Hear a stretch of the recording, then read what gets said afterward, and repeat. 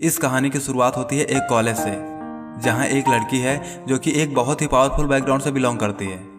उसके लिए किसी को मारना पीटना आम बात है। उसके साथ हमेशा एक दो गुंडे रहते ही हैं। और उसी कॉलेज में एक सीधा साधा सा लेकिन बिल्कुल रणवीर जैसा स्मार्ट लड़का राहुल पढ़ता था, जिसके पीछे कॉलेज की लगभग सभी लड़कियां पड़ी थी। लेकिन उसे तो उस सोनाया से प्यार था। लेकिन राहुल बहुत डरता था। फिर भी उसने हिम्मत करते हुए एक दिन सोनाया से अपने दिल की बात कह ही दी।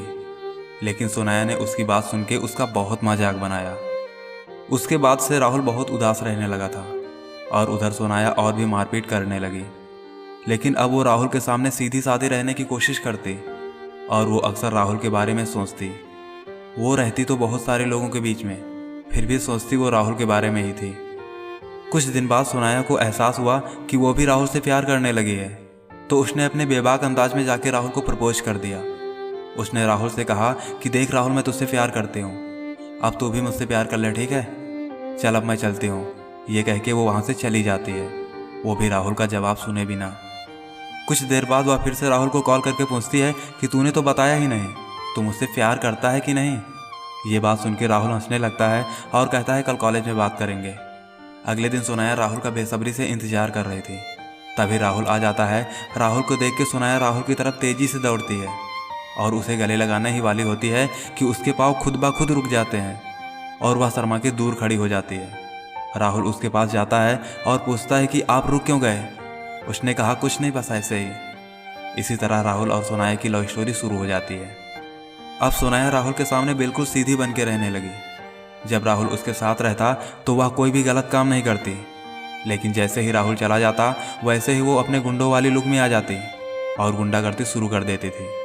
ऐसे ही उनकी मुलाकातें बढ़ती रही और उनका प्यार परवान चढ़ता गया। अब सोनाया लोगों के छोटे मोटे झगड़ों से लेकर किसी को मारने तक का काम पैसे लेकर करने लगी थी। लेकिन यह बात राहुल को नहीं पता थी। एक दिन राहुल और सोनाया एक साथ बैठे हुए थे। तभी सोनाया के एक गुंडे का फ़ोन उसके फ़ोन पर आता है और वो सोनाया से कहता है कि उसके पास एक लड़की आई है और किसी लड़के की फ़ोटो लेके आई है। उस लड़के के मारने के अच्छे पैसे दे रही है। तो सोनाया कहती है तू पैसे ले ले और उस लड़के का काम तमाम कर दे।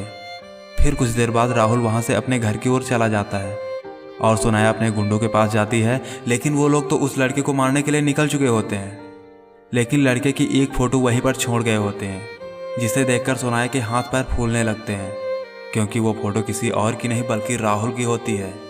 वो तुरंत ही उस गुंडे को फ़ोन लगाती है जो कि राहुल को मारने गया होता है, लेकिन वो उस वक्त फ़ोन नहीं उठाता। कुछ देर बाद वो जब फ़ोन रिसीव करता है तो वो सोनाया से कहता है कि दीदी काम हो गया, मैंने लड़के को ठिकाने लगा दिया। ये बात सुनते ही वो दौड़ते हुए वहाँ पहुँचती है, लेकिन अब तो बहुत देर हो चुकी होती है। राहुल तो इस दुनिया को छोड़ के हमेशा के लिए जा चुका होता है। सोनाया बहुत ज़ोर ज़ोर से रोने लगती है और उन गुंडों से कहती है कि मुझे भी गोली मार दो, लेकिन वो लोग अपनी दीदी को गोली नहीं मार पाते। तभी सोनाया उसके हाथ से बंदूक छीन के अपने गोली मार लेती है। दोस्तों, आपको ये प्यार की एक सच्ची कहानी कैसी लगी हमें कमेंट करके ज़रूर बताएं। और यदि आप इस चैनल पर नए हैं तो इस चैनल को सब्सक्राइब ज़रूर कर लेना और वीडियो को लाइक भी कर देना और इस पोस्ट को अपने दोस्तों में ज़्यादा से ज़्यादा शेयर करें ताकि वो भी अपनी ज़िंदगी में सही फैसला ले सकें। मिलते हैं अगले वीडियो में, तब तक के लिए जय हिंद, जय भारत।